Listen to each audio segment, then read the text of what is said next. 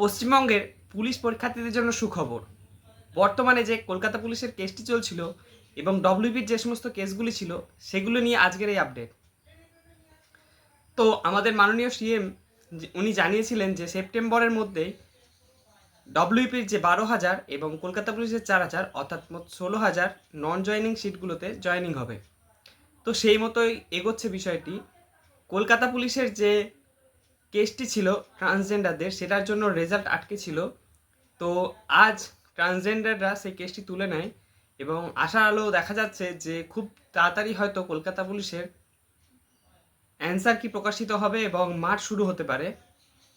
এর পাশাপাশি বলে রাখি, ডব্লিউবিতে অনেকেই হয়তো মনে করছে পিআরবি হেরে গেছে বা জিততে পারবে না। তো এরকম কিছু ভাবার কিছু নেই, কারণ এখনও কিছু শেষ হয়নি, এখনও ডেট আছে। তো আশা করা যায় পিআরবি অবশ্যই জিততে পারবে সেই কেসগুলোতে, আর ওনারা সেই রকমভাবেই এগোচ্ছেন।